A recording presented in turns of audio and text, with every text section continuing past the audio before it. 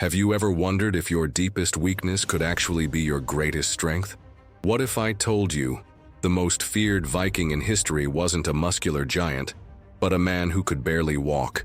Get ready to uncover a story that shatters all your beliefs about power and brutality.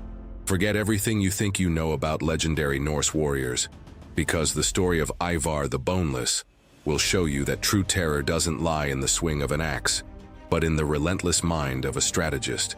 In just a few minutes, you'll discover how a man on the margins became a god of war, capable of terrorizing entire kingdoms. If this promise has hooked you, go ahead and hit that like button, subscribe to the channel so you don't miss any of our epic journeys through history, and share this video with everyone who needs to learn about this legend. Your help is crucial for spreading knowledge far and wide. And just out of curiosity, where in the world are you watching this saga from? Let us know in the comments. We love to hear where our community is tuning in from. In the rugged and unforgiving landscape of 9th century Scandinavia, where the gray sea and deep fjords shaped both the land and the character of its people, a dark and intriguing prophecy hung over the great hall of Kattegat.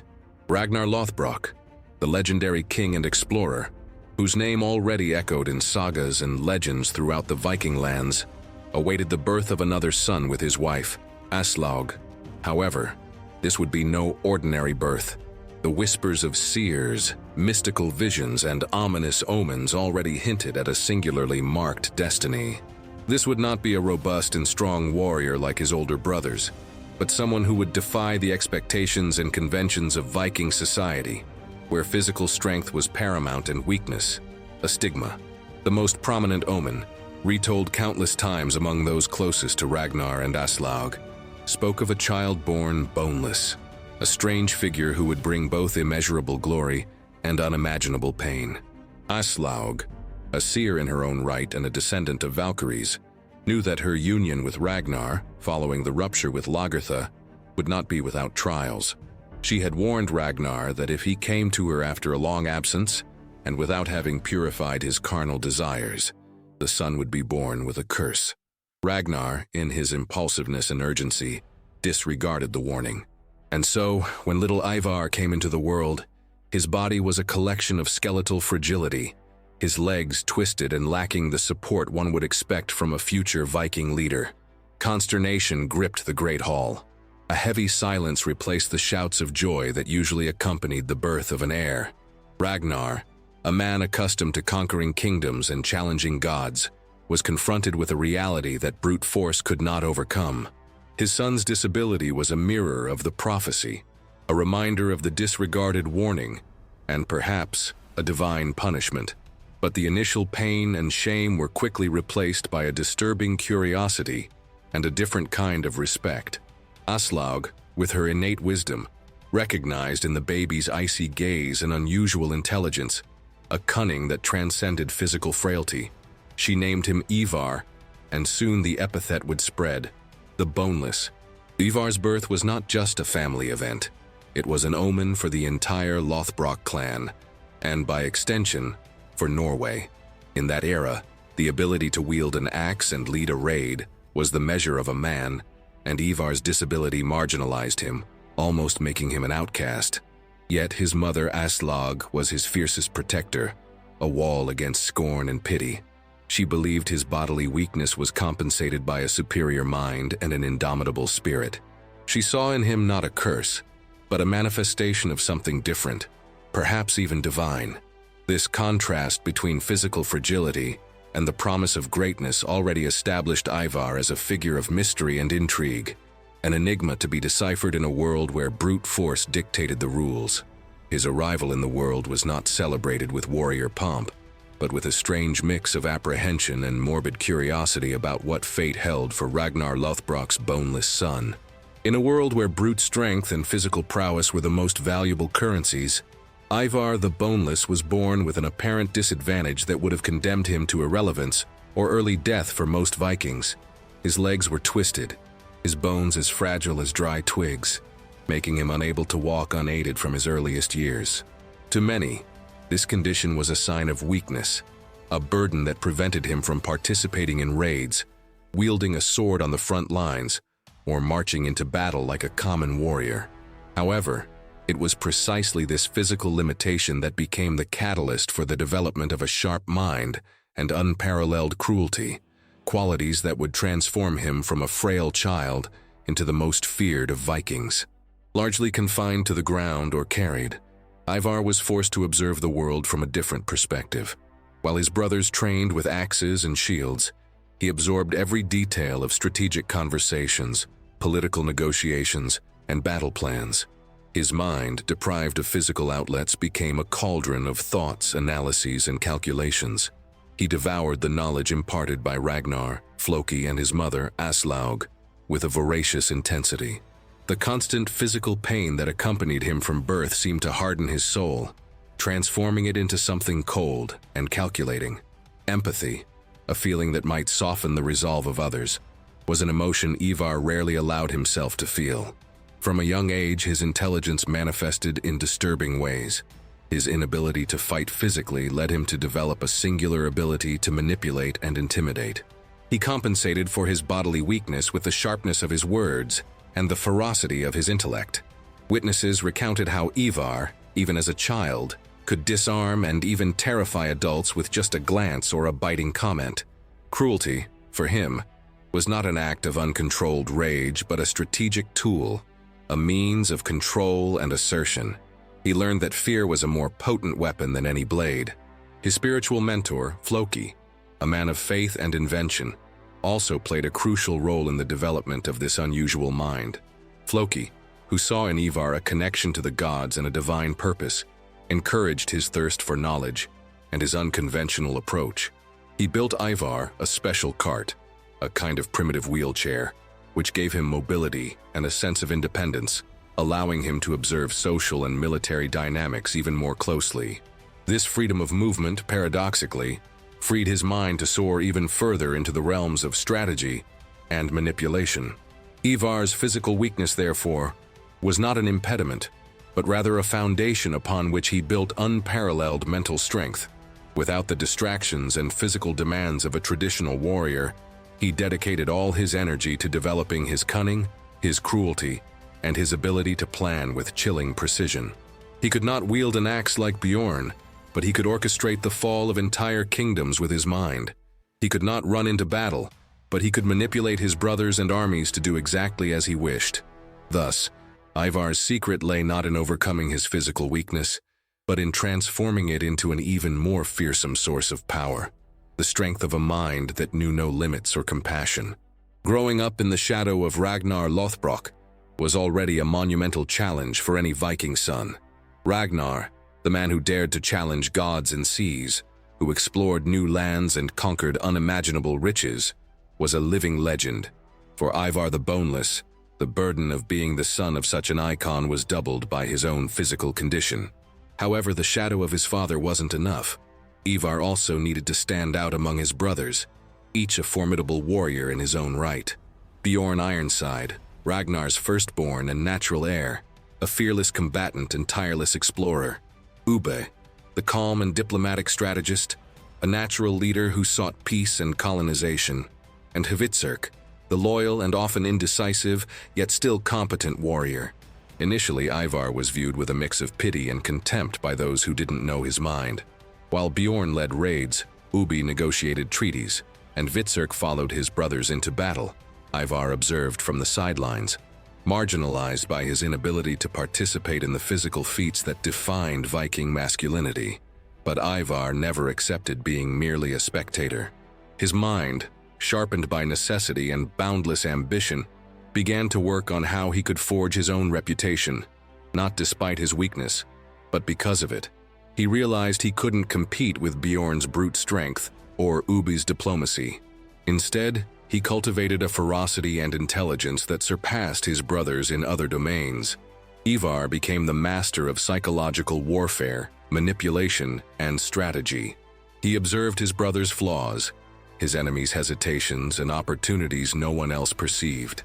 His voice, often laden with cutting sarcasm or controlled rage, carried a weight that his brothers' physical strength couldn't match. The turning point began to manifest when Ivar started to display a cruelty and lack of mercy that shocked even his own brothers. Where Bjorn could be impulsive and Ubi just, Ivar was calculating and ruthless. He didn't hesitate to use pain, fear, and torture to achieve his goals. His reputation wasn't built on honorable victories on the battlefield, but on the complete destruction of his enemies and the subjugation of his allies. When other Vikings spoke of Ragnar's sons, Ivar's name began to be whispered with a different tone, not of respect for strength, but of dread for his mind. Ivar's ascent alongside his brothers in the Great Heathen Army was crucial to consolidating his position.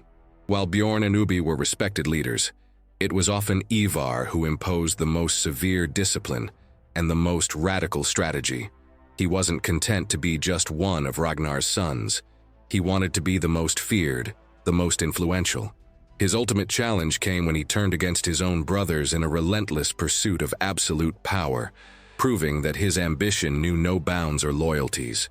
He wouldn't settle for being a shadow. Ivar wanted to be the darkness that swallowed all others.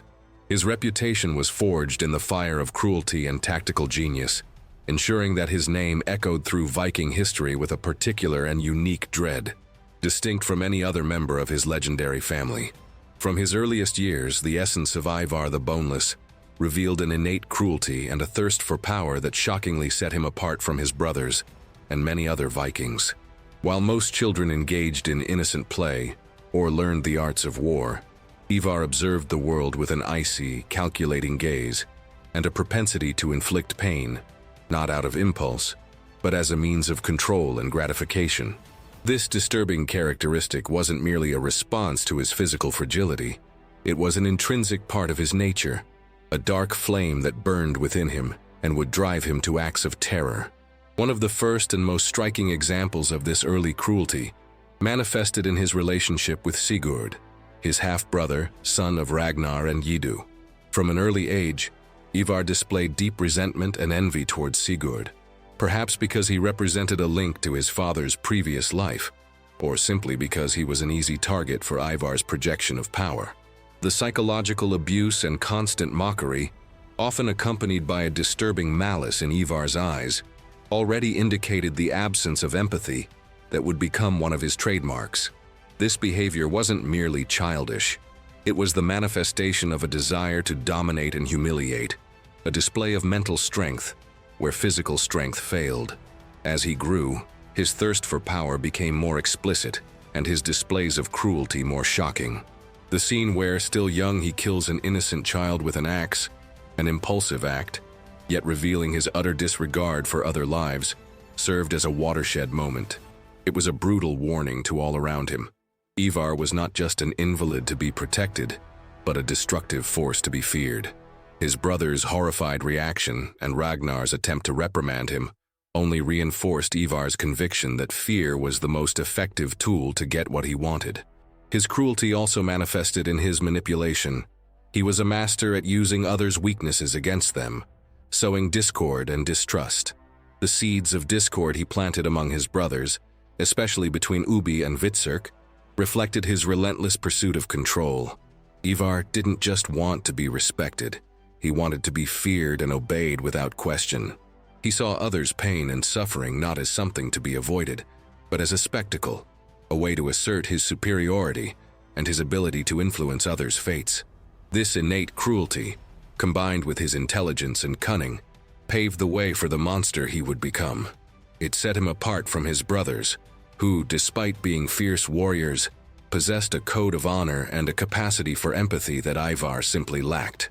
While Bjorn fought for honor and exploration, and Ubba sought peace and colonization, Ivar sought power for power's sake, and cruelty was the most effective means to achieve it. It was this ruthless nature, manifested from his earliest years, that established him not just as a warrior, but as a rising tyrant, whose name would one day be whispered with terror throughout England and beyond.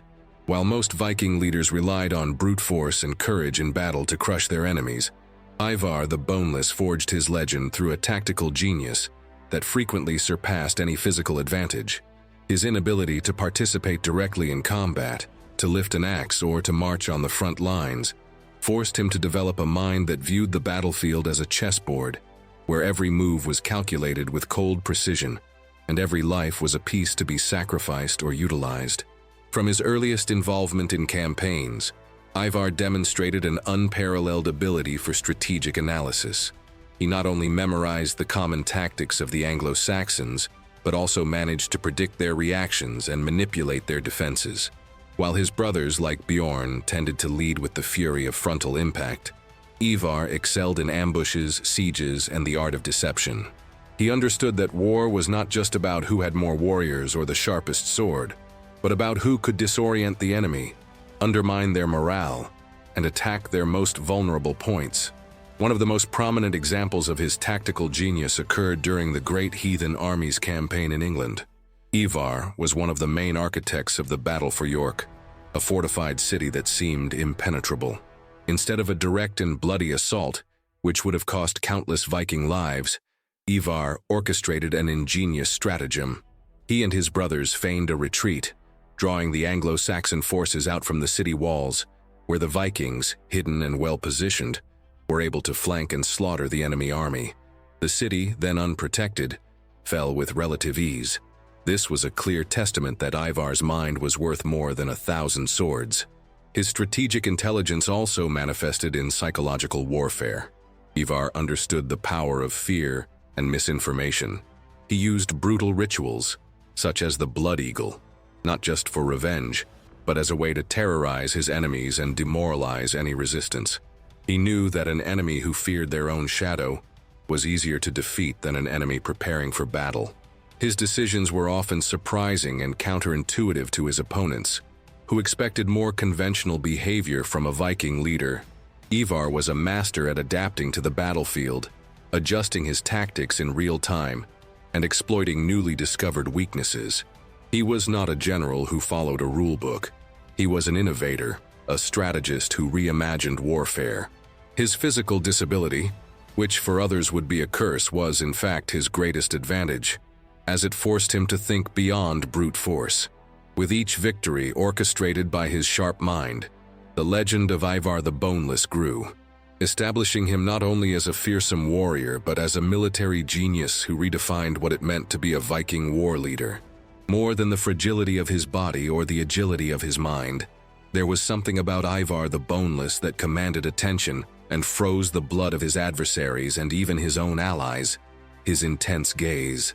It was a penetrating stare, of an icy, almost hypnotic blue, capable of conveying a disturbing range of emotions, from relentless fury to calculated intelligence and the coldest cruelty. In a world where communication was often direct and visceral, Ivar's gaze spoke volumes, often without the need for a single word. From childhood, his eyes already held a different kind of gleam. While other children expressed curiosity or innocence, Ivar's eyes revealed a disturbing precociousness, a cunning that seemed to see through masks and pretenses. It was a gaze that didn't flinch easily, that fixed its target with unyielding determination, making those in its sight feel a chill down their spine. This ocular power became one of his most potent tools of intimidation. Before his voice uttered a threat, his gaze had already established dominance. In moments of fury, Ivar's gaze transformed. The icy blue ignited with a feverish intensity, and his pupils seemed to dilate, reflecting the uncontrollable flame of his rage. It wasn't the wild, uncontrolled fury of a man who had lost control, but the concentrated rage of a predator about to strike.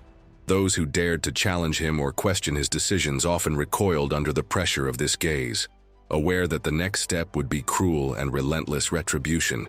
It was a silent warning, a promise of pain. However, his gaze was also a mirror of his intelligence.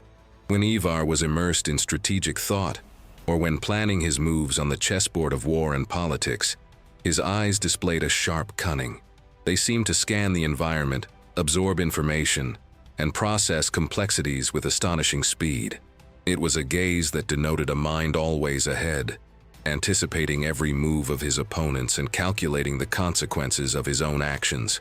Even if his body was still, his eyes danced with the energy of a tireless intellect. The power of his gaze was so recognized that it became part of his legend.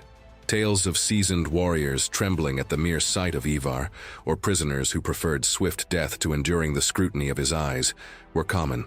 He didn't need to shout or gesture. His gaze alone was enough to communicate disapproval, threat, or even a strange form of approval. In a world of axes and shields, Ivar wielded the power of his expression as a silent but devastating weapon, cementing his reputation not only as a fearsome warrior, but as a leader whose presence, even when physically limited, was undeniably overwhelming. The death of Ragnar Lothbrok was not just the loss of a father to his sons. It was an outrage, a public humiliation that echoed through the 9 realms.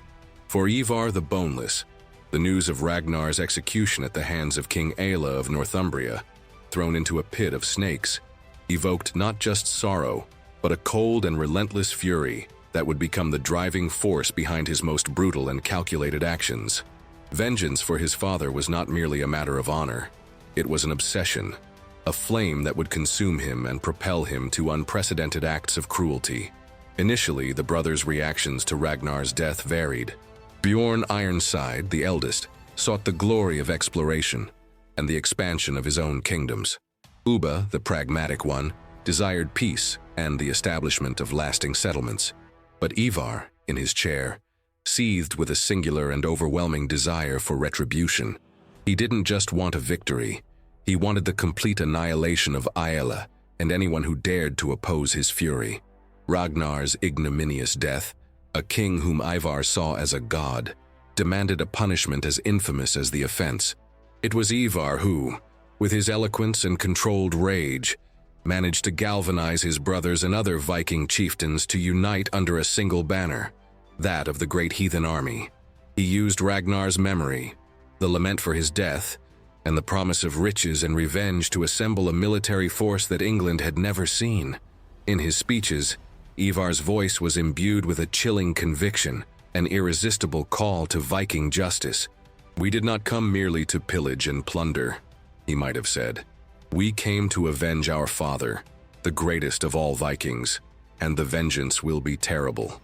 The campaign in England was not a series of random raids. It was a methodical and relentless hunt.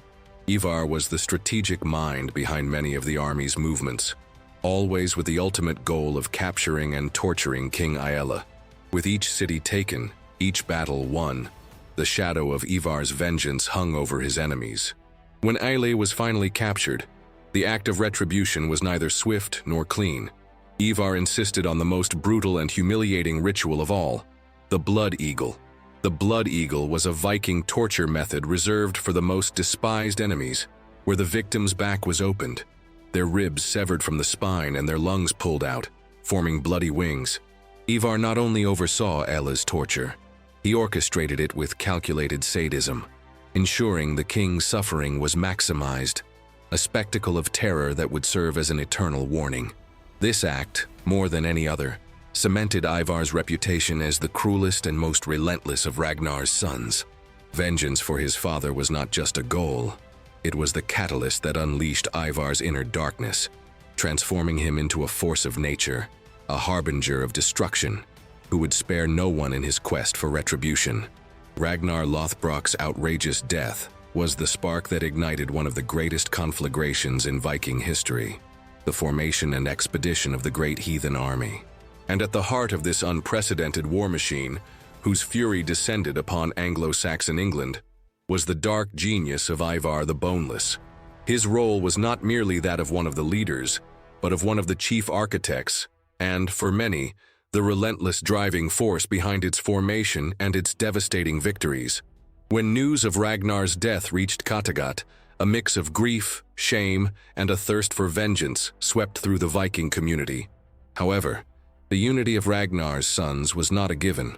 Bjorn, the eldest, was focused on his own expeditions in the Mediterranean. Ubbi and Fitzurk were powerful, but they needed a catalyst that could channel the fury and desire for retribution into a cohesive force. It was Ivar who assumed this role. He could not lead on the front lines with Bjorn's physical strength, but his manipulative abilities, his fiery oratory, and his unparalleled thirst for vengeance made him the most compelling leader. Ivar argued with passion and cold logic that his father's honor demanded massive retaliation, not just small raids. He promised not only vengeance but vast lands, riches, and glory for those who joined the cause. His determination was unshakable, and his already legendary cruelty served as a warning that he would tolerate no desertions or weaknesses.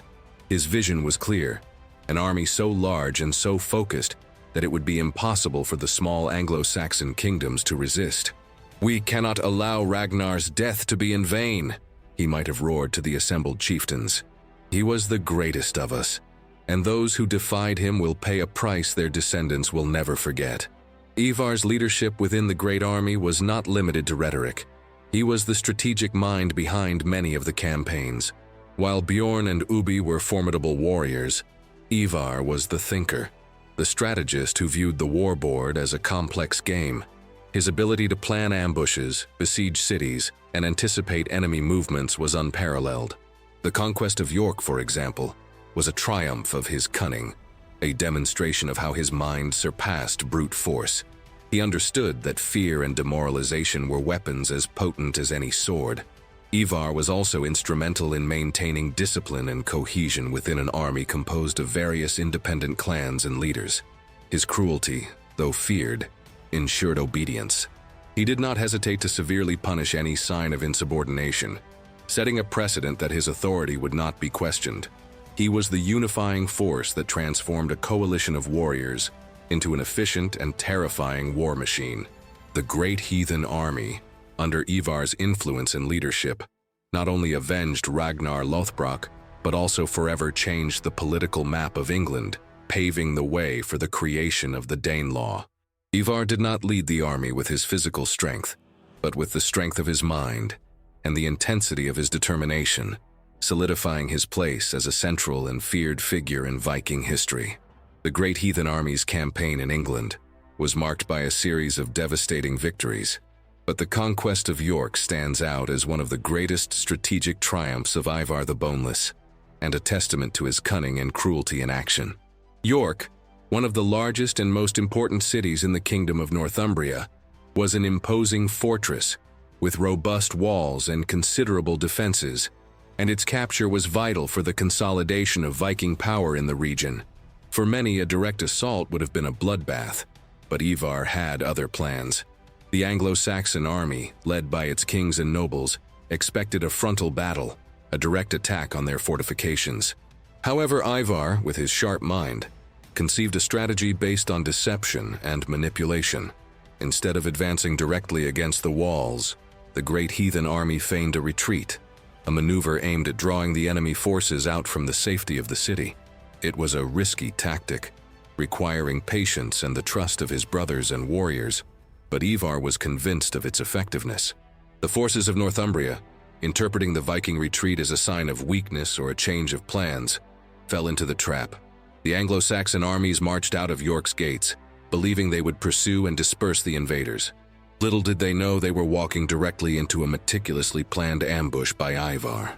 As the enemy troops spread out across the open field, away from the protection of the walls, the Viking forces, who had been strategically hidden in key positions, revealed themselves.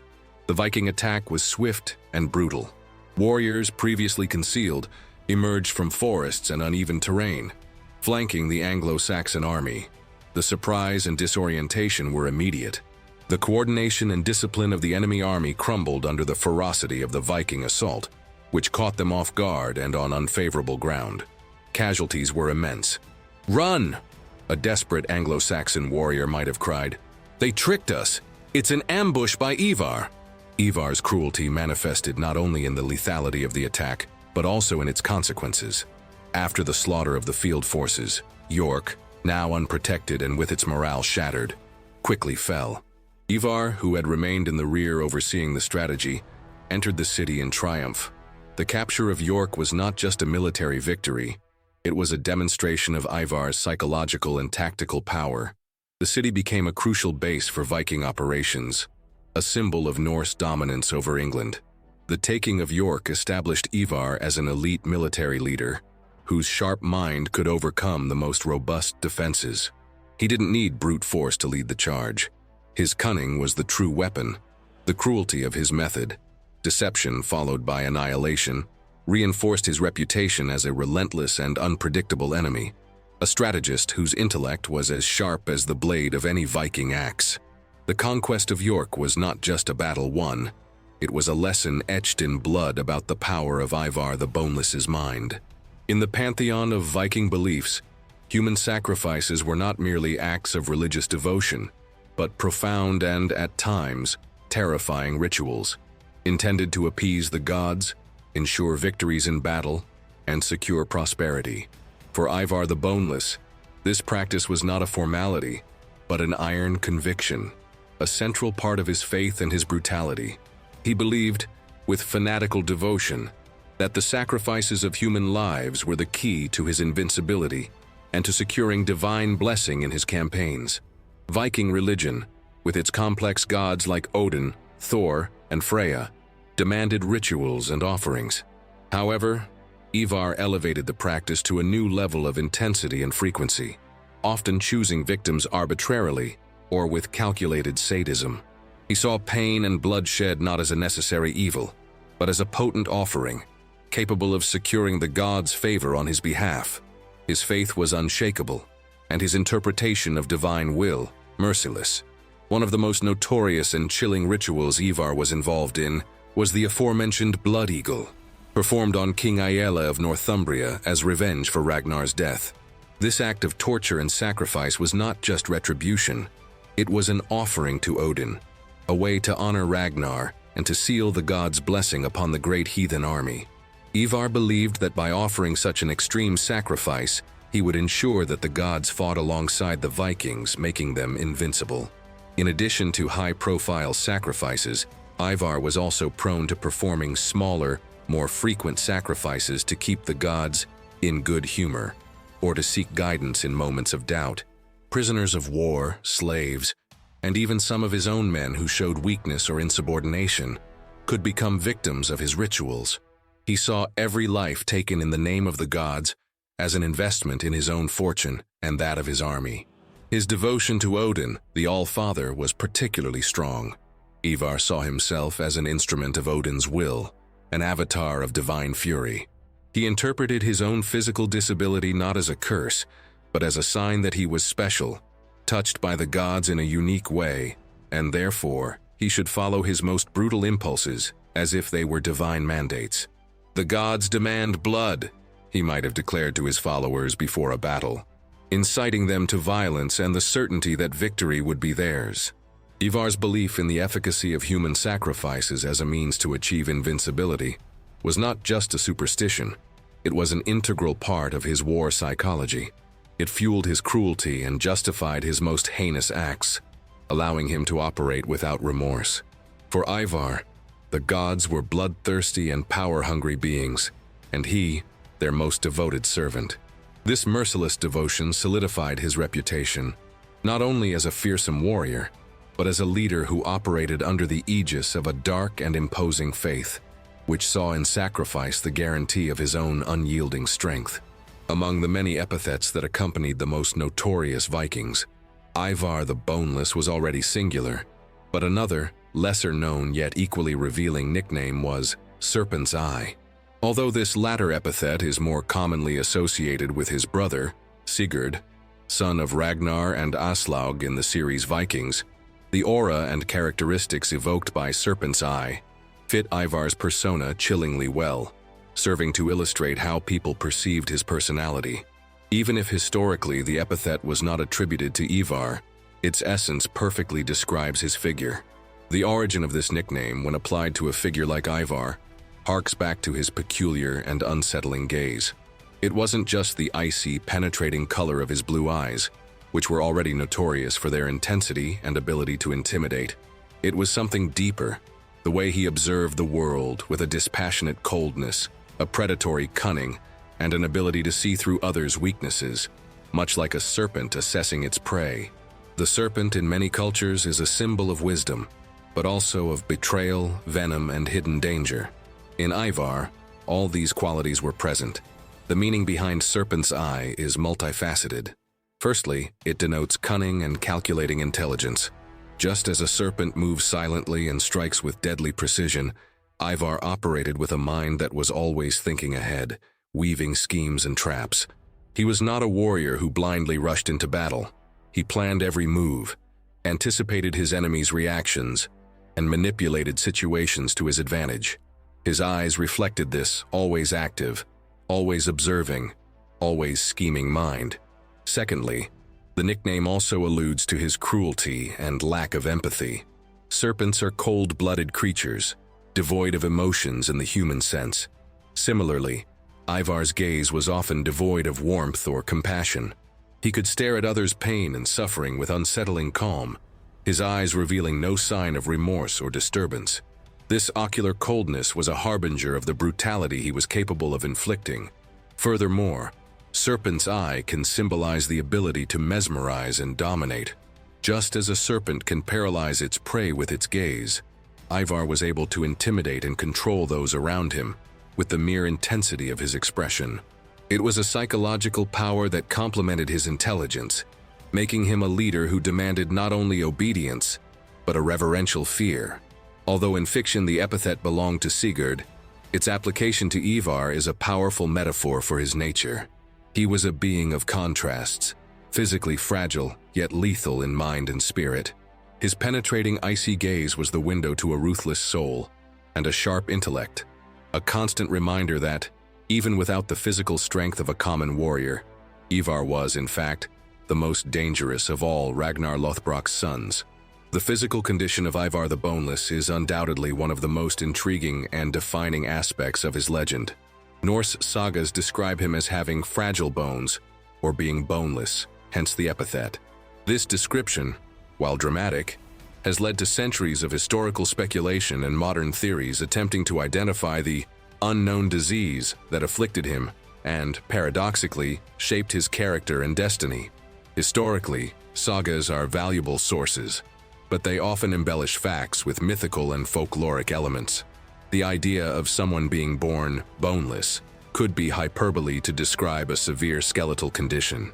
However, the persistence of this description suggests a real and visible disability that drastically differentiated him from his Viking contemporaries, who valued physical strength and robustness above all else.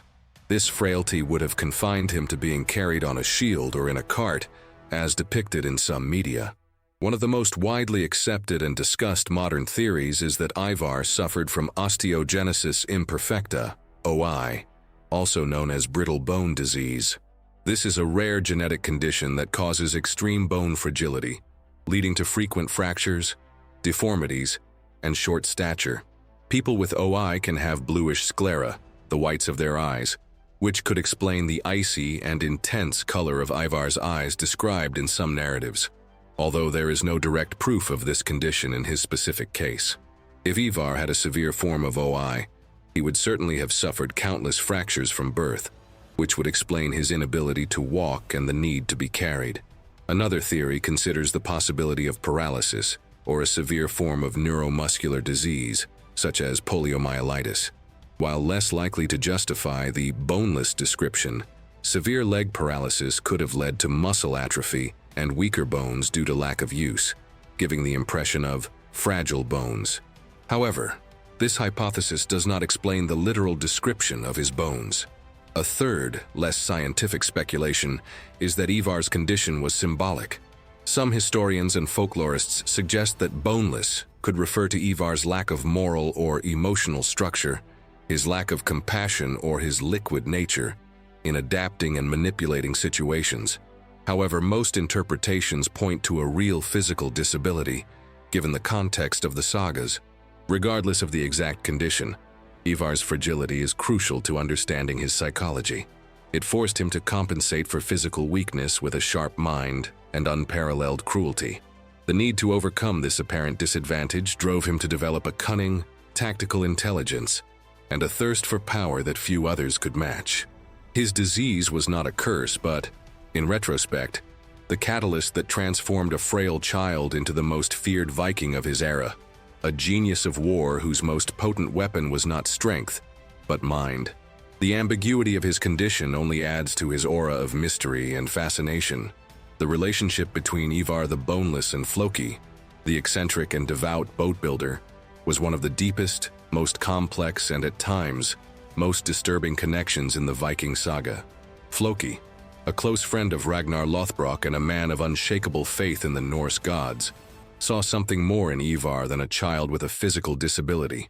He perceived a divine purpose, a grand destiny, and, in a way, a kindred spirit, shaping him not only as a warrior but as a leader with a peculiar vision and boundless cruelty.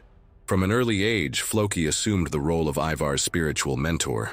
While others might have felt pity or repulsion for young Ivar's physical frailty, Floki saw in him the manifestation of the god's will, perhaps even a choice of Odin. This singular perception led Floki to become Ivar's main defender and confidant, teaching him not only about boat building or navigation, but about mythology, rituals, and a deep faith in the Norse gods. Ivar, who could not fully participate in the physical activities of his brothers, absorbed every word from Floki with a voracious intensity, finding in religion and spirituality a refuge and a source of power. Floki not only imparted his knowledge to Ivar, he also nurtured the boy's cruelty and uniqueness. He did not try to mold Ivar to fit societal conventions. Instead, he encouraged him to embrace his unique nature.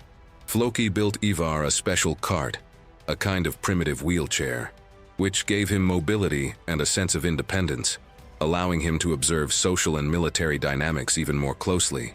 This freedom of movement, paradoxically, freed his mind to soar even further into the realms of strategy and manipulation. Floki's connection to Ivar was, in many respects, a reflection of his own relationship with Ragnar. Floki saw in Ivar the promise of a new era, perhaps even a new Ragnar, but with even greater intensity and devotion to the gods.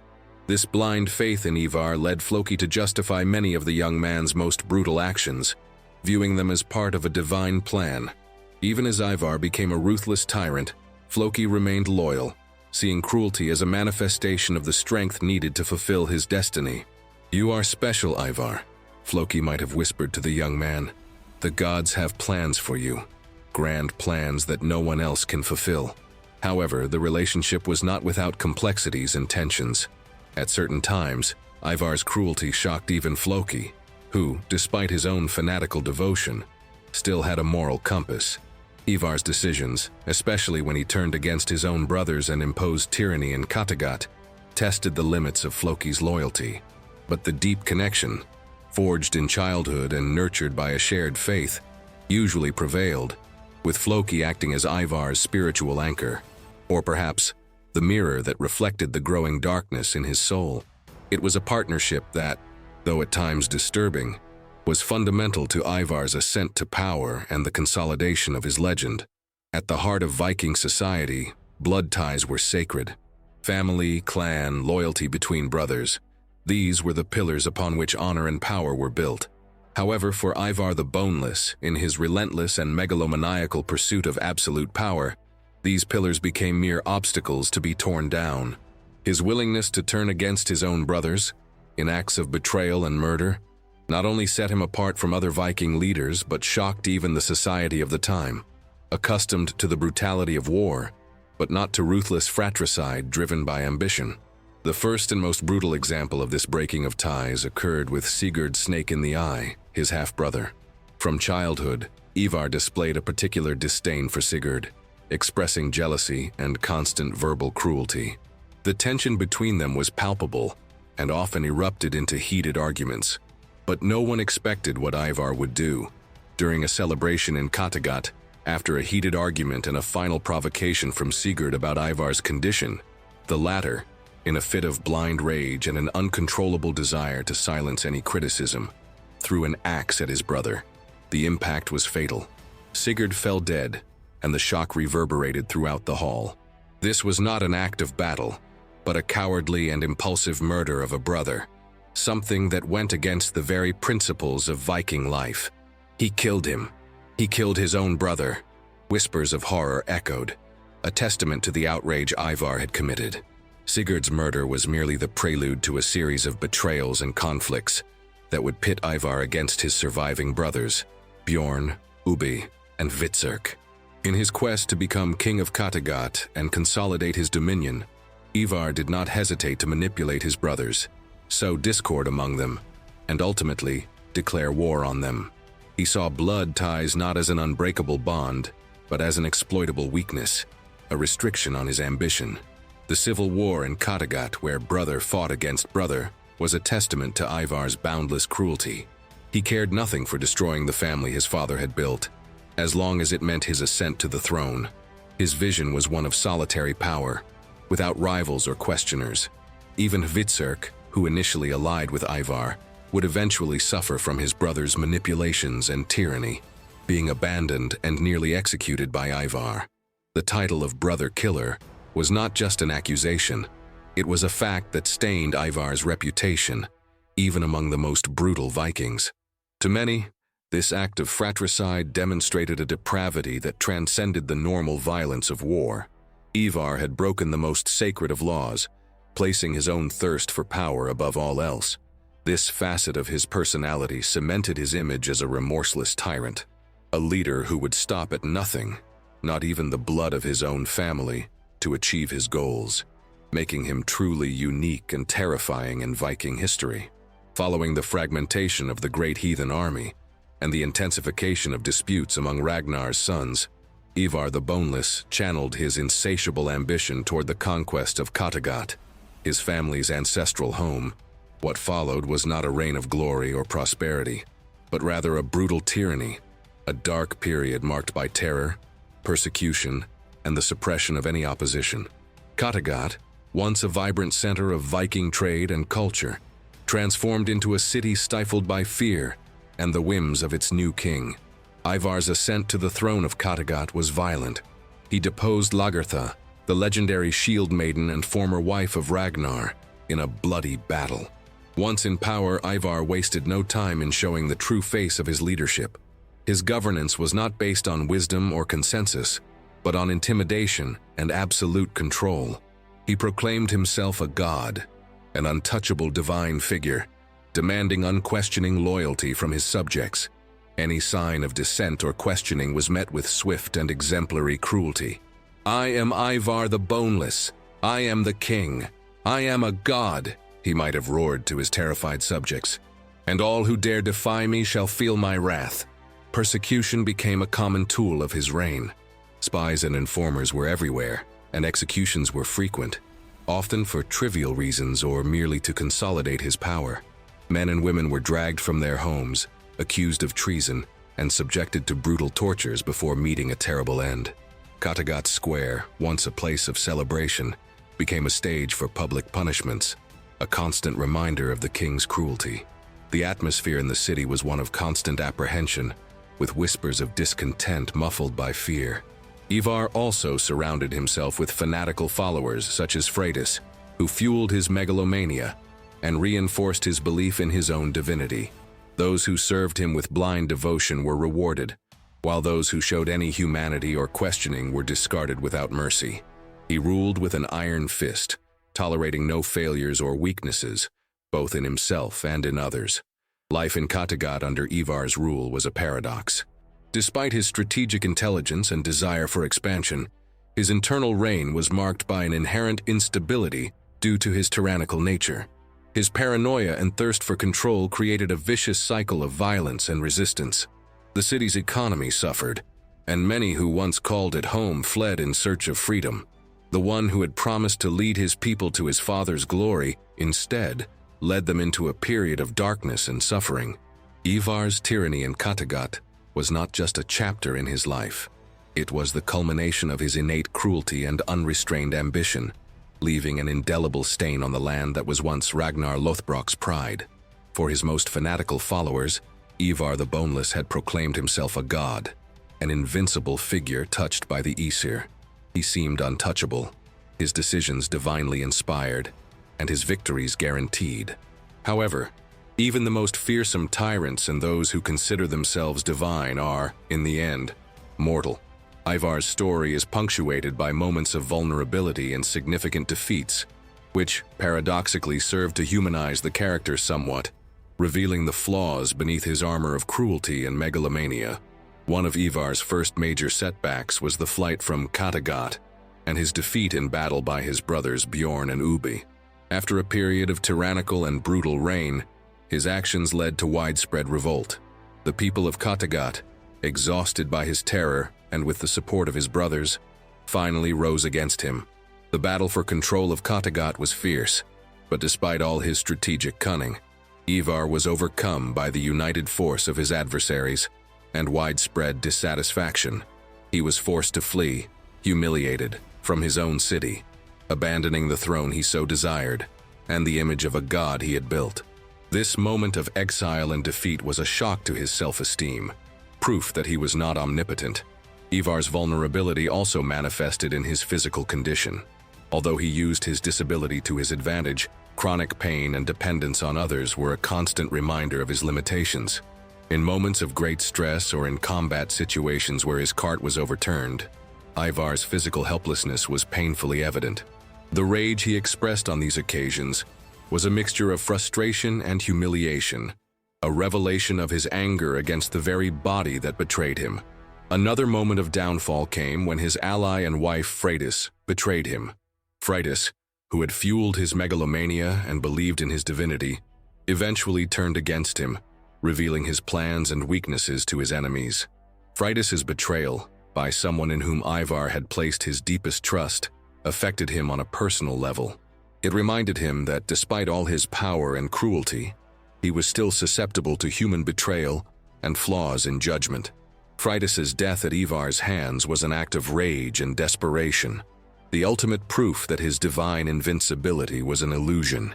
At the end of his journey, Ivar, in his final battle, showed a level of vulnerability few expected.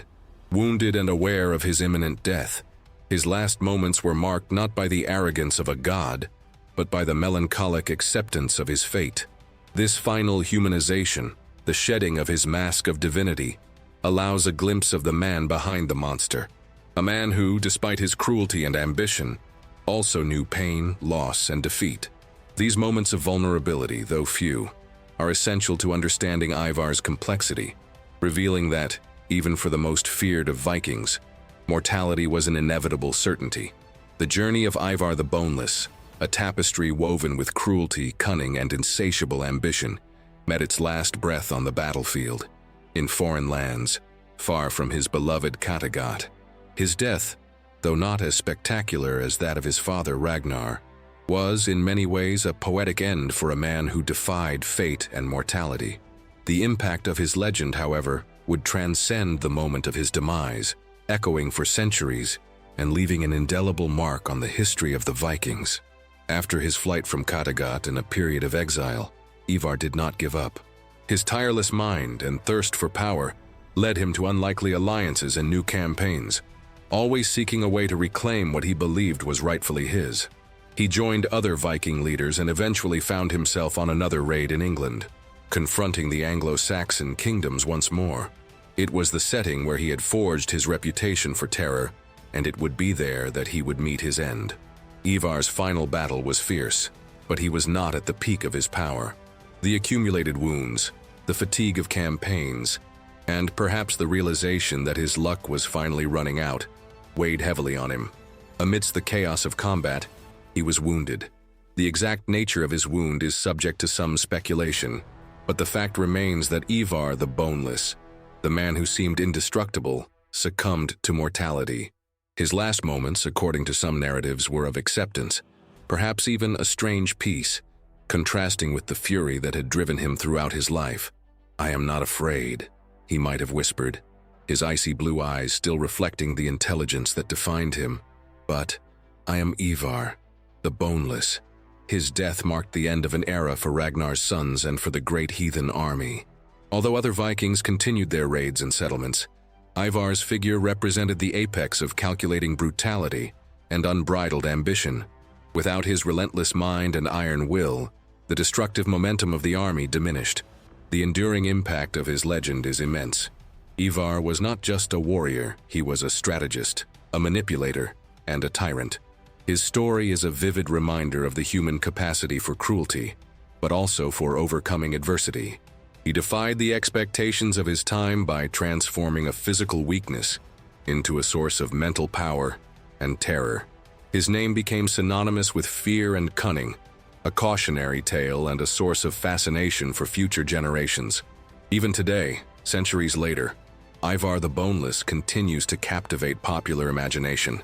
His figure is revisited in books, series, and films, solidifying his place as one of the most iconic and, undeniably, most feared Vikings in history. Ivar's last breath may have silenced the man, but his legend, forged in pain and power, would continue to echo through the ages, immortalizing the Boneless as a herald of destruction and a master of psychological warfare. The trail left by Ivar the Boneless in the history and geography of Anglo-Saxon England was, above all, a legacy of destruction and a profound fear that he instilled in the populations and rulers of that era. His campaigns, many orchestrated under the aegis of the Great Heathen Army, were not mere raids, but calculated incursions to dismantle kingdoms, subjugate populations, and establish ruthless Norse dominance. The main consequences of his campaigns were the political and social destabilization of England. Before the arrival of the Great Heathen Army, England was composed of several independent Anglo-Saxon kingdoms: Northumbria, Mercia, East Anglia, Wessex, among others. Ivar's incursions, in his quest for vengeance and power, dismantled the power structure of these kingdoms, leading to the fall of important cities like York, Jorvik, and the subjugation of vast regions. The systematic conquest and pillaging caused economic collapse in many areas, with agricultural lands devastated and communities decimated. The fear he instilled was palpable. Ivar's reputation preceded him. Tales of his cruelty, from the ritualistic torture of King Aella to the murder of his own brother Sigurd, spread like wildfire, paralyzing resistance and sowing terror. The legends of a Viking leader who disregarded the conventions of warfare and seemed to operate under the aegis of a dark divinity created an aura of psychological invincibility. Kings and lords preferred to flee or negotiate humiliating terms rather than face Ivar in open battle. "The heathens are coming, and Ivar the Boneless is with them," messengers would cry, spreading panic. "He knows no mercy. He knows no honor. He is a demon." The creation of the Danelaw was one of the most enduring consequences of Ivar's legacy. Although he was not solely responsible for its formation, the conquests of the Great Heathen Army, with Ivar at the strategic forefront, paved the way for vast areas of eastern England to fall under Viking control and law. This transformed the demographics, culture, and politics of the region for centuries. Cities were renamed, Viking laws were implemented, and Norse influence became undeniable. Beyond physical destruction and political reconfiguration, Ivar left a deep psychological impact. He personified the ultimate brutality of the Viking Age, a vivid reminder of the human capacity for evil when driven by ambition and a lack of empathy. His image as the blue-eyed demon became a nightmare figure in the minds of the Anglo-Saxons. Ivar's legacy was not one of construction or peace, but of annihilation and domination. He was a catalytic force that accelerated the transformation of medieval England and consolidated the image of the Viking, not just as a raider, but as a relentless conqueror. His mark on history was etched in blood and fear, ensuring that the name of Ivar the Boneless would never be forgotten as a herald of destruction and a master of terror. The figure of Ivar the Boneless is a study in striking contrasts, and one of the most notable is the dissonance between his physical appearance, especially his blue eyes, and the dark, relentless nature that inhabited his soul. Instead of the dark, piercing eyes often associated with villains in narratives, Ivar possessed a pair of icy, vivid blue eyes, which, paradoxically, seemed to reflect the absence of human warmth within him. This visual peculiarity, combined with his physical disability, reinforced his aura of mystery and terror, earning him the epithet in some descriptions of blue-eyed demon. The blue color of eyes is often associated with innocence, clarity, or even an ethereal beauty. However, in Ivar, this hue took on a sinister connotation. His eyes didn't gleam with compassion or joy, but with a cold, calculating intensity, a glint of intelligence that seemed to scan the world for weaknesses and opportunities. It was a blue that didn't invite but warned, a clear surface that hid depths of cruelty and unrestrained ambition. The juxtaposition was terrifying. A physically frail man, often carried or dragged, yet with a gaze that could paralyze an army. His eyes were the window to a mind that, despite being unable to wield an axe in direct combat, orchestrated devastating strategies, manipulated kingdoms, and inflicted suffering with steely coldness. The absence of genuine emotion on his face, except perhaps for a sadistic smile or an expression of controlled fury, was often betrayed by the intensity and depth of his blue gaze. "Look into my eyes," Ivar might have challenged a terrified enemy, "and see the will of the gods, the death I bring." This visual characteristic contributed to his legend. Imagine a formidable warrior, a proud king confronting Ivar for the first time. They would expect a robust and imposing opponent. Instead, they would find a man who couldn't walk, but whose eyes, an almost supernatural blue, carried a promise of torment and destruction. It was a psychological disorientation that Ivar mastered, using his unusual appearance to destabilize and intimidate even before battle began. The legend of the blue-eyed demon encapsulates the essence of Ivar's persona. He wasn't a demon in the literal sense, but his actions and his lack of humanity made him terrifying. And the color of his eyes, which for others would be a common feature, in Ivar became a symbol of his dark nature and his innate capacity for cruelty. This antithesis between visible fragility and invisible ferocity in his gaze solidified him as a unique and unforgettable historical figure, a master of psychological warfare whose most potent weapon lay in the icy depths of his own eyes. The saga of Ivar the Boneless, with its blend of physical disability, strategic genius, and boundless cruelty, has proven to be fertile ground for the imagination of pop culture. While the Norse sagas and historical records already established him as a legendary figure, it was in the 21st century, with the rise of large-scale audiovisual productions, that Ivar transcended the academic realm and became a global icon, captivating millions and solidifying his image as the most feared and enigmatic Viking. The most prominent representation of Ivar in pop culture is, without a doubt, in the television series Vikings by the History Channel. Portrayed by Alex Ho Anderson, the Ivar of the series is a complex and multifaceted figure who captures the essence of his historical counterpart, but with a dramatic depth that resonates with modern audiences. The series explores not only his brutality and cunning, but also the origins of his rage, his relationship with physical pain, and his quest for acceptance and power. In the series, the use of his adapted cart, the expressions of pain and rage on his face, and the way his icy blue eyes seem to ignite with fury or gleam with intelligence, all contribute to the iconic image. The series amplified his reputation as a relentless military strategist and a tyrannical leader, capable of horrific acts that shocked even other Vikings. Audiences were exposed to his difficult childhood, the murder of his brother Sigurd, his self-proclamation as a god, and his incessant war against his own brothers. Beyond Vikings, Ivar has been referenced and, at times, adapted in other media, such as video games, historical fiction books, and documentaries. Each new representation adds layers to his legend, reinforcing characteristics like his extraordinary intelligence, his manipulative abilities, and his complete lack of remorse. He is frequently portrayed as the brains behind the raids, the strategist who plans while others fight. The reason Ivar became an icon lies in his paradoxical complexity. He is the embodiment of the brutal Viking, yet at the same time, he is a character who overcame a severe disability to reach the pinnacle of power. He is a villain, but a villain with captivating motivations and intelligence.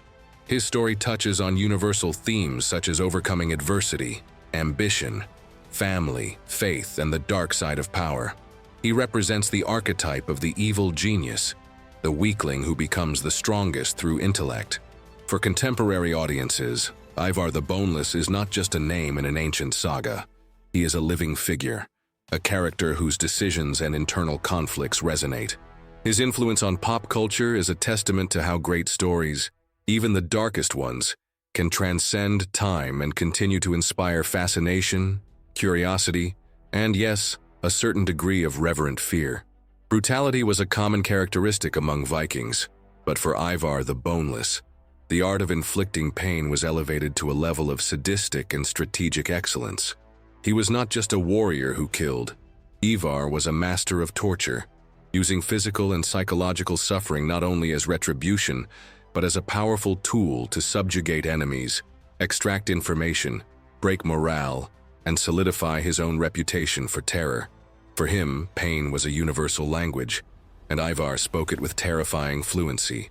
The most infamous example of his mastery of torture was the blood eagle ritual, applied to King Aelle of Northumbria. This was not an act of blind rage, but a meticulously orchestrated performance of terror. Ivar, who had sworn revenge for the ignominious death of his father, Ragnar, demanded that Aelle be subjected to this ritualistic torture, which involved opening the victim's back, severing the ribs from the spinal column, and pulling the lungs out, creating an image resembling eagle's wings. Aelle died agonizingly, and the spectacle served as a shocking warning to all who dared to defy Ragnar's sons.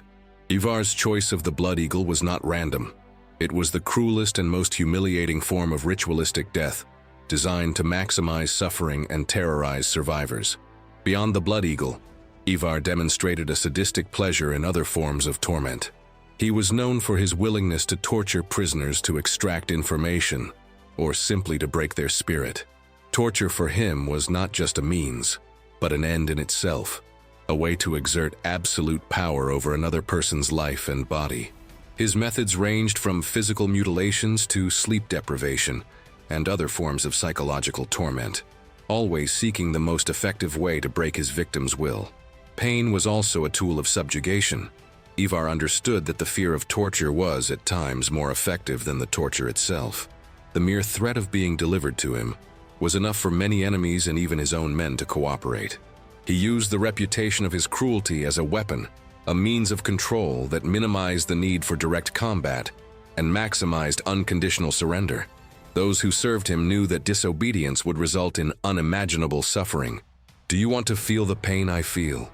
he might have said to a prisoner, his icy eyes fixed on the target. "I can show you what true suffering is, or you can speak." Ivar's ability to inflict pain and to relish it made him uniquely fearsome. He was not just a general, but an executioner, a master of the dark art of coercion through suffering. His reputation as master of torture solidified his image as the most ruthless and dangerous Viking, a man whose cruelty knew no bounds and who knew exactly how to use pain to shape the world to his will. The story of Ivar the Boneless begins with a dark and intriguing prophecy, uttered before his birth by his mother, Aslaug, and perhaps by clan seers. The prophecy warned of the arrival of a child who would be born boneless, a figure marked by a physical disability, but who would bring unusual glory, albeit accompanied by great suffering and a curse for those around him. Throughout Ivar's life, this prophecy unfolded in complex and brutal ways, confirming the initial vision and revealing the singular destiny of Ragnar Lothbrok's most feared son. The most literal part of the prophecy, boneless, materialized in his condition of osteogenesis imperfecta, or a similar condition, which prevented him from walking and condemned him to a life of physical pain and dependence. This was the starting point of his journey, the weakness that would become the catalyst for his strength. Viking society valued physical strength, and Ivar's disability marginalized him, making him a target of pity or disdain. However, the prophecy spoke not only of weakness but of unusual glory. This unusual glory came not from physical strength, but from his sharp mind and his cruelty. While his brothers excelled in battle, Ivar became an unparalleled strategist, capable of planning devastating campaigns and manipulating his enemies. The prophecy that he would bring great suffering to those around him manifested in his rise to power through terror and violence. The murder of his own brother, Sigurd, was a shocking act that confirmed his ruthless nature, and the suffering he was capable of inflicting even on his own. The prophecy also predicted that he would bring a curse. This can be interpreted in several ways.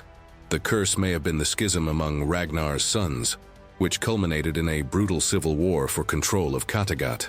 Ivar's unbridled ambition, his self-proclamation as a god, and his tyranny caused immense suffering to his own people and family.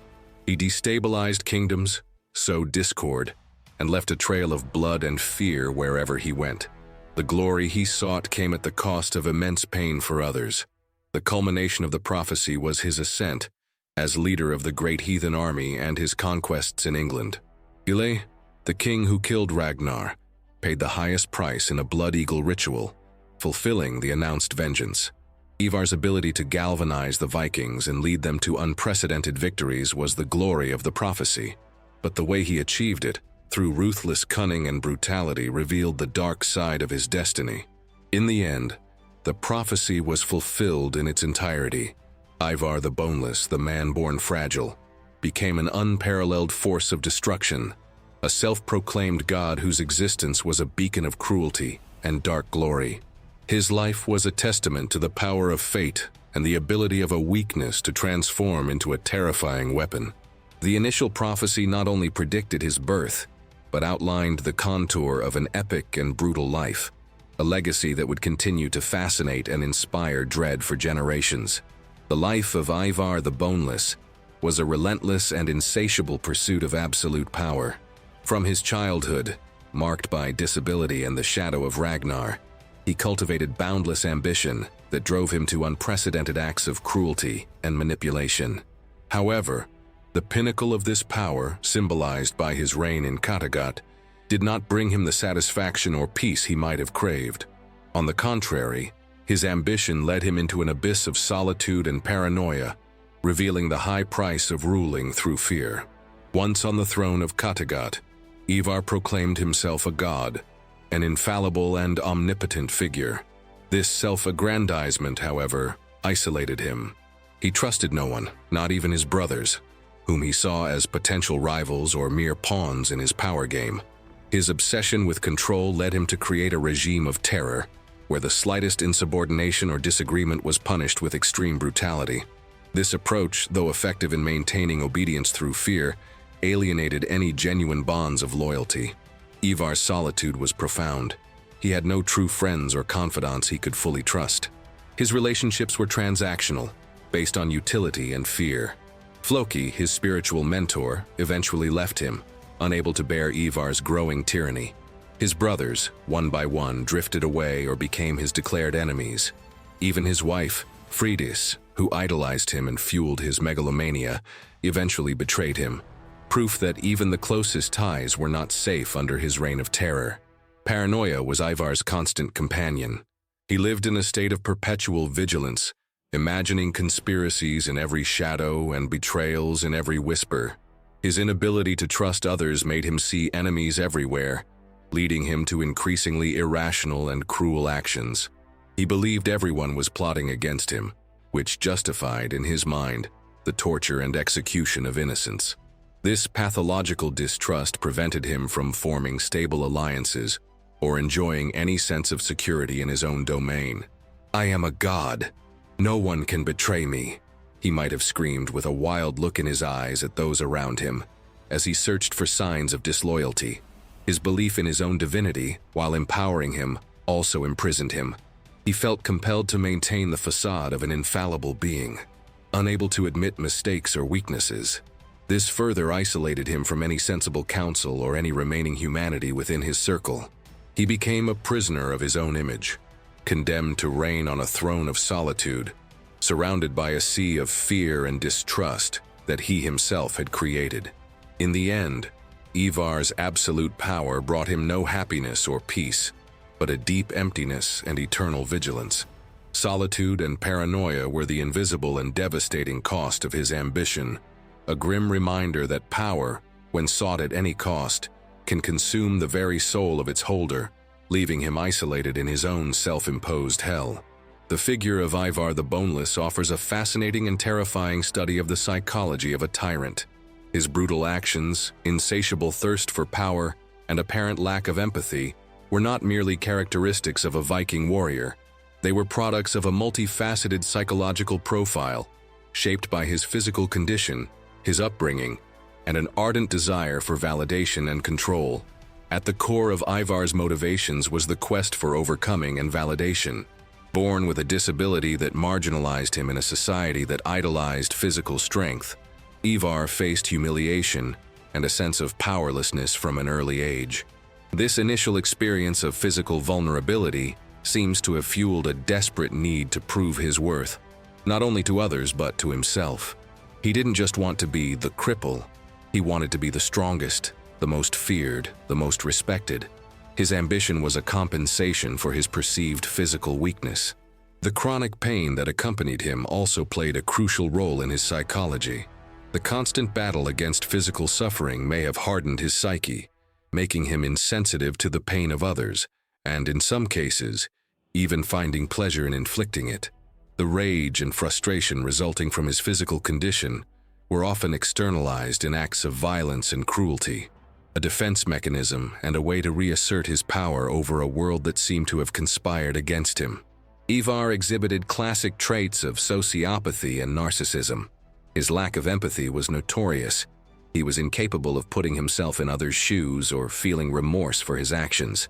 People were tools to be used, and the pain he caused them was irrelevant compared to his own goals. The murder of Sigurd, his brother, was not an act of momentary rage, but a cold demonstration of his willingness to eliminate any obstacle, no matter how familiar. His narcissism manifested in his belief that he was a god, a superior being who was above human laws and morality. This megalomania allowed him to justify any act, no matter how heinous. His strategic intelligence was a central component of his complex. Unable to fight physically, Ivar developed his mind to manipulate, plan, and anticipate. He saw others' weaknesses and exploited them masterfully.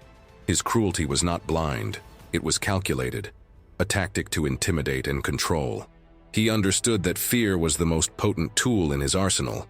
Despite his brutality, Ivar also showed deep insecurity and paranoia. The constant pursuit of power and the inability to trust anyone led him to profound solitude. He was always on guard, anticipating betrayals and living under the constant threat that his power could be taken from him. This paranoia, ironically, led him to even more tyrannical acts, creating a vicious cycle. In summary, the psychology of Ivar the Boneless was that of a man marked by pain and humiliation, who transformed his weakness into a lethal weapon. His quest for power was not just ambition, but an existential compensation. He was not a tyrant by simple choice, but by a complex interplay of genetic, environmental, and psychological factors that shaped him into the most feared and, at the same time, most enigmatically human Viking. In the Viking world, a leader's reputation was as potent as their sword, and Ivar the Boneless's was a weapon in itself, capable of paralyzing entire kingdoms with the mere sound of his name. Even before his hordes landed on England's shores or his axes began to fall upon defenders, the screams of dread already echoed through villages and cities, fueled by the fame of a man whose cruelty and cunning knew no bounds. Ivar didn't need to fight every battle to win them. His macabre renown often demoralized the enemy, even before confrontation. Ivar's reputation began to spread with the first tales of his relentless nature. The murder of his brother, Sigurd, an affront to sacred family bonds, shocked even the most brutal Vikings and served as a sinister warning of his depravity.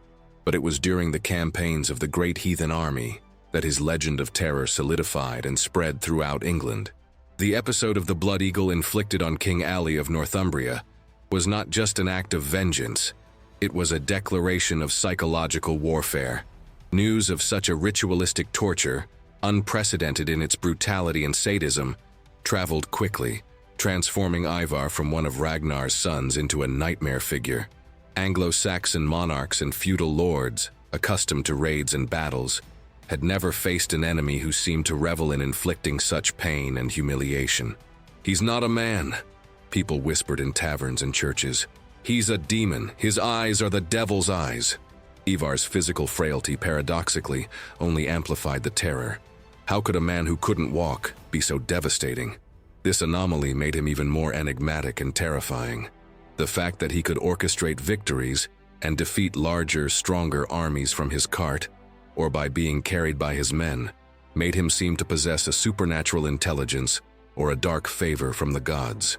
The deceptive tactics he employed, like the feigned retreat in the Conquest of York, only reinforced the idea that Ivar was a master manipulator, a predator who played with his victims before striking. This reputation preceded him in every new campaign. When Anglo-Saxon scouts reported the approaching Vikings, The mere mention of Ivar's name caused instant panic. The flight of entire populations even before the army's arrival, the capitulation of cities without significant resistance, and the willingness of kings to pay enormous tributes, Danegeld, were direct testaments to the power of fear Ivar instilled. He was the face of Viking terror, the personification of Norse relentlessness. The screams of dread Ivar generated were not just sounds. They were the manifestation of his psychological legacy. He understood the power of terror as few others did, using it as a weapon as effective as any blade. His reputation for cruelty and insane intelligence made him legendary, ensuring his name would be whispered with tremor for centuries. A vivid reminder that the most fearsome mind does not always reside in the strongest body. The relationship of Ivar the Boneless with Freydis is one of the most intriguing and disturbed chapters of his life, revealing the complexity of his psychology and his profound need for adoration and validation. Freydis, a slave who rose to become his wife and confidant, not only fueled Ivar's megalomania, but propelled him further into his delusional belief of divinity, creating a dangerous and, ultimately, fatal dynamic. From the outset, the relationship between Ivar and Freydis was not based on love or mutual affection in the traditional sense. Freydis was an ambitious and manipulative woman who quickly perceived Ivar's deep insecurity, hidden beneath his facade of cruelty. She saw in Ivar's physical fragility and thirst for power an opportunity to ascend socially and exert influence. Instead of confronting his weaknesses, Freydis exploited them, weaving a web of adoration and validation that Ivar, in his solitude and paranoia, desperately embraced. Freydis began to feed Ivar's belief in his own divinity. She convinced him that he was not just a king, but a god, a manifestation of Odin on earth, untouchable and infallible. She praised him incessantly, reinforcing his worst tendencies and his fantasies of grandeur. When Ivar doubted himself or faced setbacks, Freydis was there to reaffirm his divinity, convincing him that any failure was merely a test from the gods or a human conspiracy. "You are a god, my Ivar," Freydis might have whispered in his ear in moments of doubt. "No one can harm you. You are chosen, invincible." This blind or perhaps calculated adoration was exactly what Ivar needed to solidify his tyrannical identity. He who had been marginalized by his condition found in Freydis someone who not only accepted him, but elevated him to a divine status. This dynamic created a vicious cycle. The more Freydis adored him, the more Ivar became convinced of his divinity, and the more cruel and ruthless he became, believing his actions were justified by his divine status. However, the relationship was doomed to disaster due to Ivar's very nature and Freydis's ambition. Ivar's paranoia was so intense that he could not fully trust anyone, and the megalomania that Freydis fueled eventually blinded him to her own manipulation. When Freydis's lie about her pregnancy was discovered, and Ivar realized he had been deceived, his fury was uncontrollable. The goddess he had created and who had adored him became a target of his wrath. Freydis's betrayal, by revealing crucial information to his enemies during the siege of Kattegat, sealed her fate. Freydis's death at Ivar's hands was an act of desperation and rage, the tragic outcome of a disturbed dynamic. He suffocated her with his bare hands, putting an end to the one who had so driven and deceived him. The relationship with Freydis, therefore, was not a love story, but a complex tapestry of manipulation, adoration, and the mutual destruction that arose when ambition and megalomania met in their most extreme form. It was a dark reflection of Ivar's soul, revealing his need for control and the fragility of his own perception of divinity. On a Viking battlefield, the clang of axes and shields was the symphony of war. Brute strength, courage, and physical prowess were the most lauded qualities in a warrior. However, for Ivar the Boneless, his most potent weapon was not a sharp blade or a sturdy shield, but a dark, ruthless intelligence that made him more dangerous than any axe. His sharp mind was an arsenal of strategies, manipulations, and psychological warfare, capable of dismantling armies and kingdoms with surgical precision. From a young age, Ivar's inability to engage in direct physical combat forced him to develop his mental capabilities extraordinarily. He was a natural observer, absorbing every detail of human interactions, war tactics, and his opponent's weaknesses. While others focused on wielding a sword, Ivar dedicated himself to understanding the enemy's mind, anticipating their moves, and exploiting their vulnerabilities.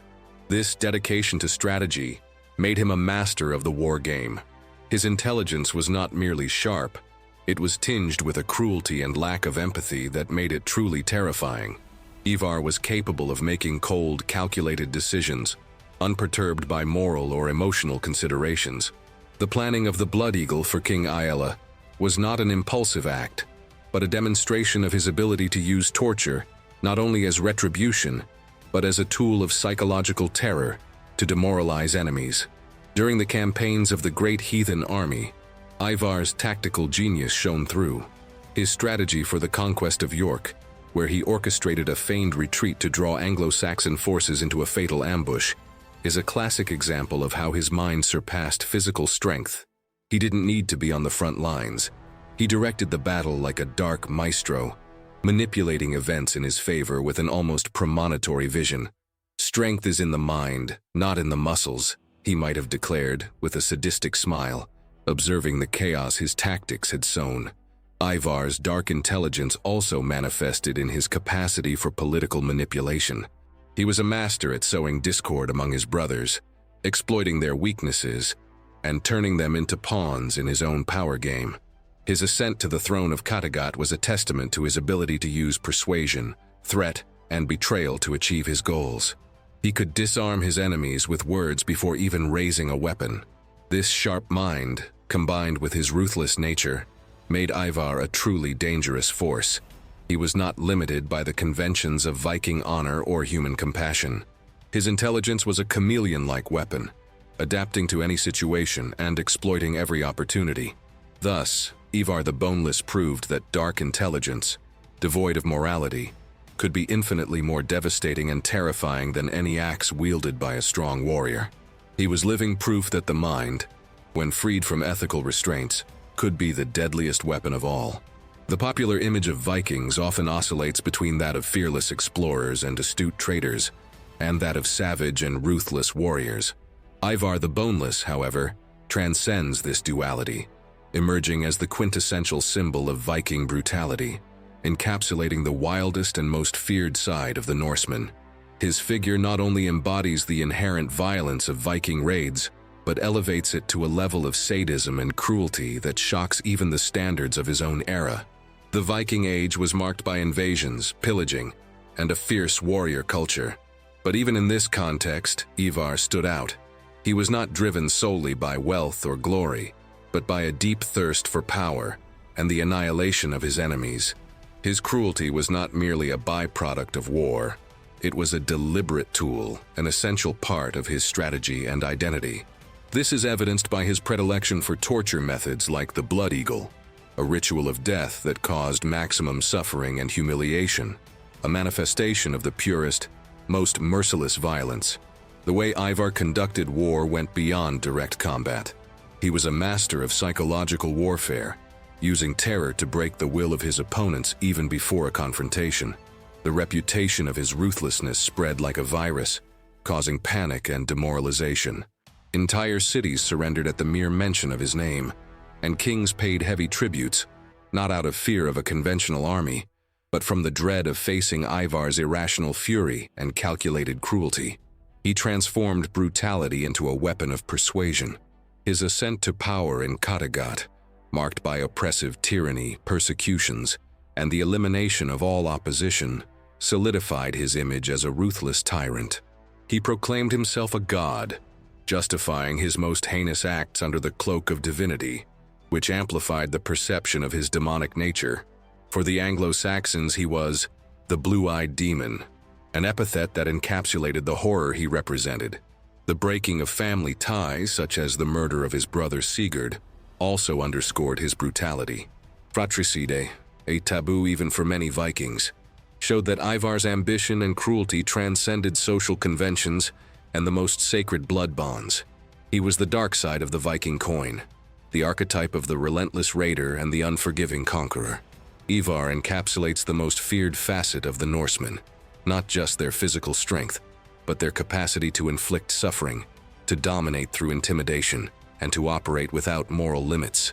He represents the peak of unrestrained ambition and cruelty, driven by a strategic and ruthless mind. Thus, Ivar the Boneless remains in history not only as a great military leader, but as the ultimate symbol of Viking brutality, a grim reminder of the human capacity for evil and the terror that can be instilled by a truly compassionless mind. Ivar the Boneless's actions went far beyond his personal victories and defeats. They generated a phenomenon that could be called the Ivar effect, a profound and lasting impact on Viking history itself, redefining warfare tactics, shaping the political geography of Europe, and solidifying the image of the Norseman as a relentless and innovative force. Ivar didn't just participate in history, he molded it with his intelligence and cruelty. Firstly, the Ivar effect is inseparable from the conception and leadership of the Great Heathen Army. Before Ivar, Viking raids were often composed of smaller, more sporadic groups, primarily focused on plunder and pillaging. Ivar, with his strategic vision and his ability to galvanize and unite various Viking factions under a single banner of revenge for Ragnar, transformed these incursions into large-scale conquest campaigns. He demonstrated the power of a cohesive and strategically led army, capable of overthrowing entire kingdoms. This was a turning point in Viking military tactics. Secondly, Ivar was one of the main architects of the shift in the nature of Viking invasions, from swift raids to settlements and territorial control. His conquests in England, notably that of York, were not just about plunder but about establishing permanent bases and consolidating Norse dominion. He was instrumental in the creation and expansion of the Danelaw, the vast region of England under Viking law. This transition from raiders to settlers and rulers is a direct legacy of his influence. "What we conquer, we will hold," Ivar might have proclaimed, his gaze fixed on the horizons of the new lands. "We are no longer just invaders. We are the new lords of these lands." Psychological warfare was another pillar of the Ivar effect. He understood the power of terror and misinformation to demoralize his enemies. His reputation for cruelty, exacerbated by acts like the Blood Eagle, caused panic even before his troops arrived. He knew that fear could be more effective than any physical force, and this innovative approach to warfare influenced how Vikings were perceived and how Western Europeans defended themselves against them. Ivar's impact can also be seen in the complexity of family and political relationships among the Vikings themselves. His unbridled ambition and his willingness to murder his brother Sigurd and betray other brothers, resulting in a civil war, show the internal tensions and power struggles that became more prominent after Ragnar's era. He personified the darker side of Viking ambition, dividing Ragnar's legacy. Finally, the Ivar effect lies in his permanence in the collective imagination. He became an archetype of the evil genius, of the leader who overcomes physical adversity through intelligence and cruelty. His story is a vivid reminder that the mind can be the most powerful weapon, and that ambition, when devoid of morality, can lead to vast and lasting historical consequences. Ivar was not just a Viking, he was a force that altered the course of Norse history, leaving a legacy of innovative tactics, territorial expansion, and unforgettable fear. The story of Ivar the Boneless, though often brutal and terrifying, is not just a tale of war and cruelty. It's a complex and unforgettable lesson about ambition and power. Ivar's journey, from a marginalized child to a tyrannical king, offers profound insights into the dangers of absolute power and what happens when ambition disconnects from morality and empathy. The first lesson is that boundless ambition can be born from pain and vulnerability. Ivar's physical disability, which made him an outcast in a warrior society, generated in him an insatiable need for validation and control. His pursuit of power was not merely for wealth, but for an affirmation of his own worth, a way to compensate for what he perceived as an existential weakness. This ambition, fueled by pain, became a destructive engine. His story shows us that the pursuit of power can be a path to overcoming adversity, but also to moral self-destruction. Secondly, Ivar's story illustrates the power of mind over physical strength. but also the danger of that intelligence when devoid of ethics. Ivar proved that strategic intelligence and psychological manipulation can be more effective than brute force. He used his mind to orchestrate victories, manipulate his brothers, and terrorize his enemies. However, this intelligence, when used for purely selfish and cruel ends, led to tyranny, betrayal, and his own downfall. The lesson here is that intelligence without moral wisdom can become a dark and destructive force. The third lesson is about the corrosive nature of absolute power. When Ivar became king of Kattegat, he proclaimed himself a god, believing he was above all human laws and morality. This unlimited power isolated him, bred paranoia, and led him to increasingly cruel acts. He lived in a state of constant distrust, surrounded by those who feared him, not by those who genuinely loved or respected him. His solitude and paranoia grew as his power increased, showing that power, when not balanced by humanity, can be a prison. Ivar's story also teaches us about the fragility of human bonds in the face of ambition. He did not hesitate to murder his own brother and fight against his family to achieve his goals. This breaking of sacred bonds demonstrates how the relentless pursuit of power can destroy relationships and lead to dehumanization. His betrayal by Freydis, who once adored him as a god, is a final reminder that trust is a two-way street, and that even those who consider themselves infallible are vulnerable to betrayal. Finally, the lesson of Ivar the Boneless is a cautionary tale. He is an unforgettable villain, not only for his brutality but for his complexity. His life invites us to reflect on the costs of boundless ambition, the transformative power of pain, and how the pursuit of control can lead to one's own moral ruin and solitude.